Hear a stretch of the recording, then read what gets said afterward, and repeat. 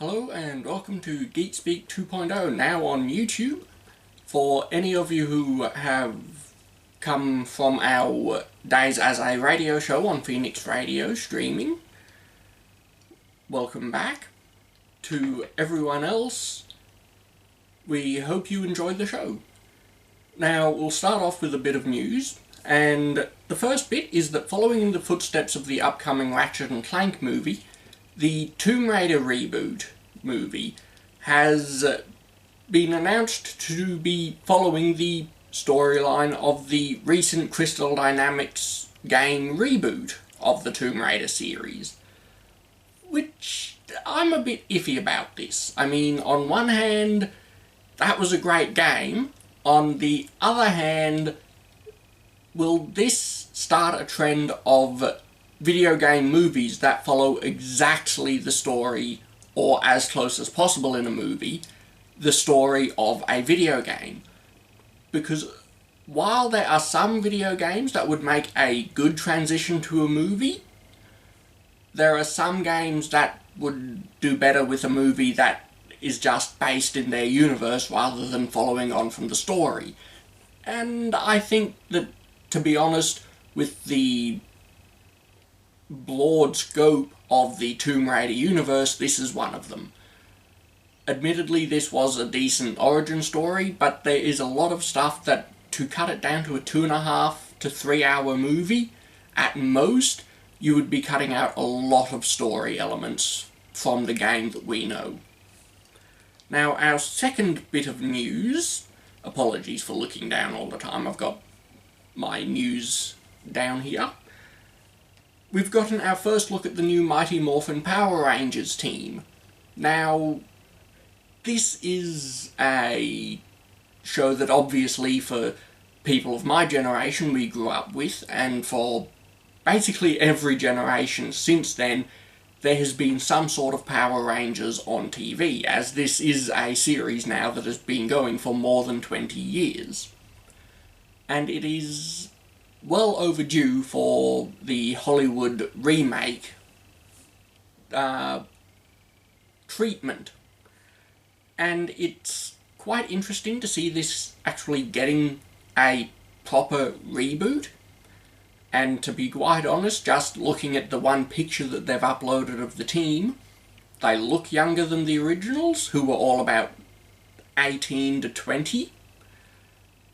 which gives more credence to the fact that they're supposed to be high schoolers, and it also lends more towards the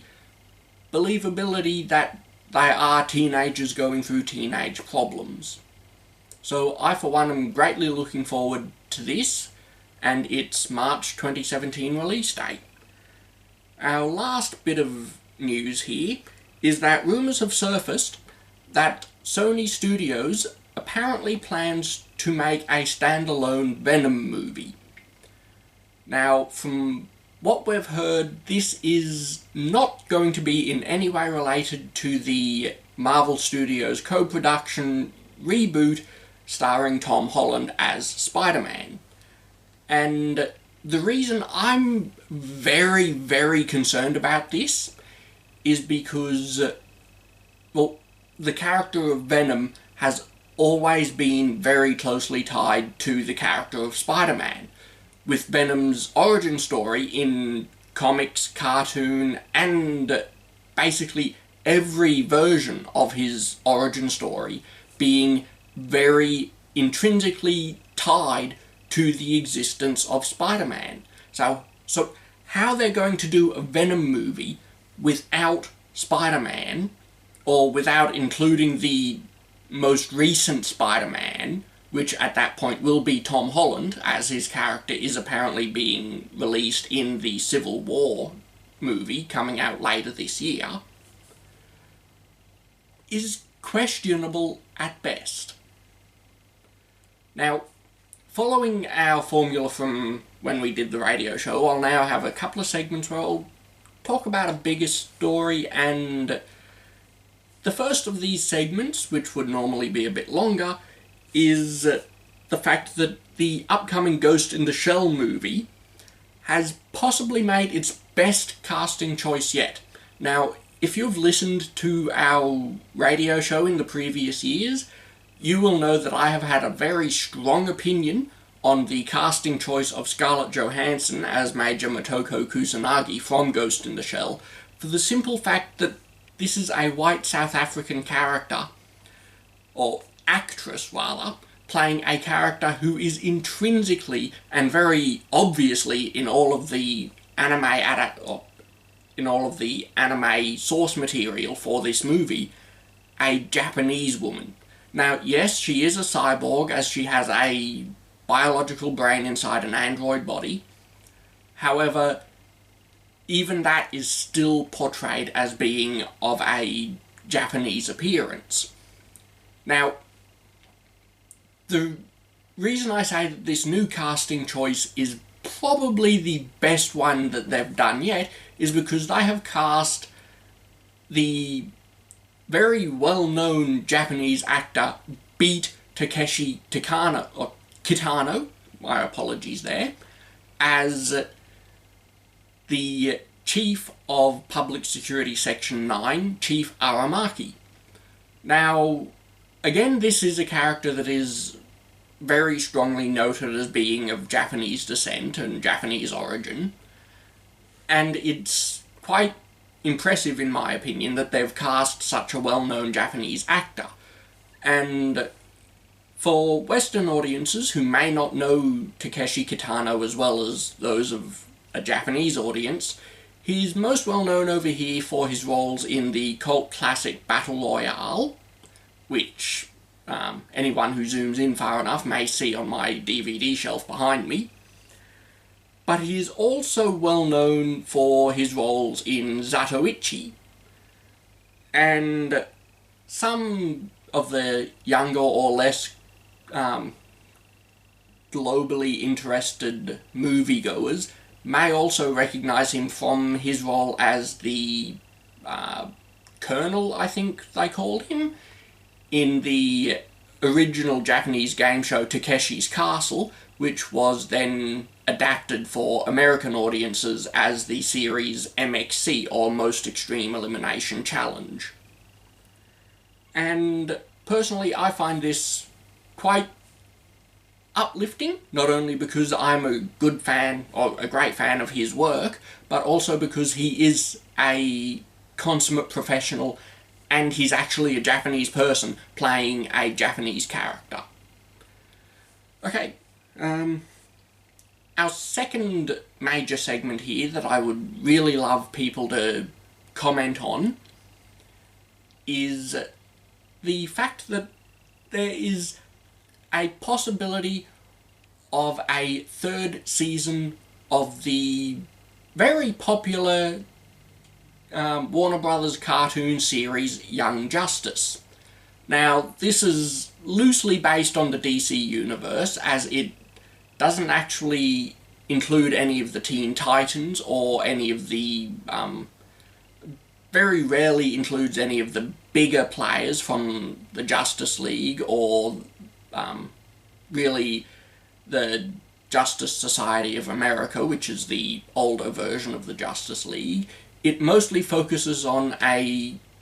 young group of teenage heroes. And this was a series that received fairly good reviews and garnered a large amount of fan support, but got axed after 2 seasons, leaving quite a cliffhanger. Now, the reason that there's been recent speculation that it could be coming back for a 3rd season is because of the first 2 seasons being picked up by Netflix, and them then showing a possible interest in a 3rd season, due to not only its past popularity, but the past popularity of a similar story-based series of Teen Titans, not to be confused with the recent Teen Titans Go, which has no story whatsoever for the majority of its episodes. Now, something else that has lent credence to this is the fact that both Greg Wiseman and Brandon Vietti, who were instrumental behind the scenes of the show as both writers and producers, have expressed their interest in returning, saying that they have much more content that they could do for the show, and that they both would willingly return to the show in a heartbeat. And as an extra bit of momentum behind this, we've also had Carrie Payton, and I apologise if I mispronounced her first name there, and Danica McKellar, who both voiced characters in Young Justice, who have said that they would both be interested in coming back. They would love to see more of the show being made, because it did tackle some concepts that were not entirely being tackled by similar shows,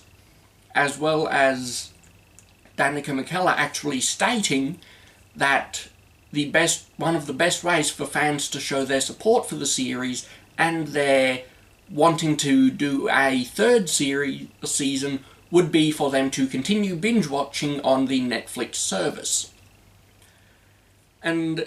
now, in light of that, we'll jump to the last part of our show formula and give you all a final recommendation for the week, which is basically, it's something that we, or myself, or one of my fellows on the or in the team have watched or seen recently, or listened to even, or in some cases in the future read, that we would highly recommend to you as people who enjoy this sort of content. And because of our previous story, I am going to wholeheartedly recommend you stream the series of Young Justice. As our previous story stated, it is now available on Netflix, and streaming it is well worth it. I mean, this show has the origins of the Young Justice team. It shows numerous backstories, numerous young characters going through romances and the difficulties of maintaining both a superhero life and a normal teenage life, as well as having a lot of trickier issues that don't really come up that much in comic book based TV or cartoons, as it's only been in recent years that we've gotten decent comic book related TV shows with the likes of The Arrow, The Flash, and Marvel's Agents of S.H.I.E.L.D. and all of the various other shows that are on, like those on Netflix of Daredevil and Jessica Jones. And it really is one of those shows that maintains an ongoing story arc over a series, and it is something that I, for one, would love to see more of, and I'm sure once you've watched it that you'll love to see more of it too. So, that's all for this week, and let us know in the comments below what you think of any of these stories, and hopefully in coming weeks I will be getting a co-host for this show, so instead of just having to look at my boring face for an hour or for however long this video goes, or listening to my droning voice, we will be able to have a co-host and occasionally some guests who will come in and talk about these topics with us. Thank you for your interest, and I'll see you all next week.